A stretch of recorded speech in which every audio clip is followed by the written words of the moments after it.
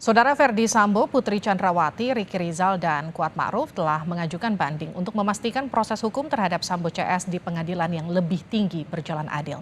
Menko Polhukam Mahfud MD mengajak semua pihak untuk ikut mengawasi. Menjatuhkan pidana kepada terdakwa tersebut oleh karena itu dengan pidana mati.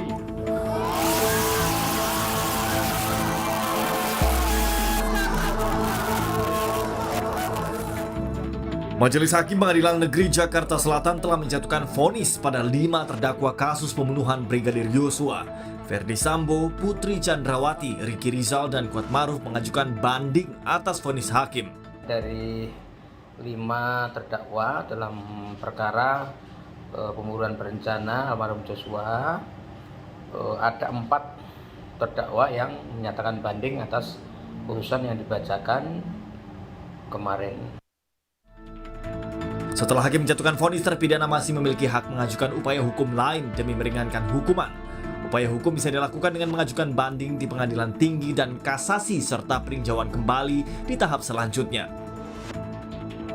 Mantan Hakim Agung Sarwoko mengingatkan putusan di pengadilan negeri kadang bisa berubah di pengadilan yang lebih tinggi. Pengalaman menunjukkan bahwa putusan yang keras di bawah di pengadilan negeri itu bisa gembos di pengadilan yang lebih atas. Apakah ada peluang itu? Ya memang ada peluang, tapi itu banyak tergantung pada pimpinan pengadilan tinggi. Gimana sih Pak Joko kalau bisa cerita intervensi kepada hakim itu gimana caranya sih? Ya memang caranya macam-macam. Ada misalnya lewat paniteranya. Lewat paniteranya? Ya lewat paniteranya. Kasih apa? Kemudian paniteranya nanti lapor sama hakimnya, kan begitu biasanya. Lapor bahwa ada orang yang menghubungi. Ya. Orang menghubungi untuk mengubah putusan gitu? Ya seolah-olah memang dia melakukan suatu pekerjaan seperti broker misalnya kan. Broker perkara? Ya broker perkara. Menko Polhukam Mahfud MD mengajak semua pihak untuk ikut mengawal peradilan kasus Sambo untuk memastikan proses hukum selanjutnya berjalan adil. Tapi kalau Menko Polhukam sendiri akan melakukan apa untuk memastikan bahwa pengadilan banding itu betul-betul tetap independen, karena pengadilan banding kan hanya memeriksa berkas-berkas saja sebetulnya. Sejauh yang bisa kita lakukan akan kita lakukan ya. Itu sebabnya mereka kan hanya meriksa berkas, tidak meriksa tersangka, penuntut, terdakwa dan sebagainya diperiksa lagi. Dia cuma baca berkas. Dan kadangkala kita dibuat terkejut seringkali.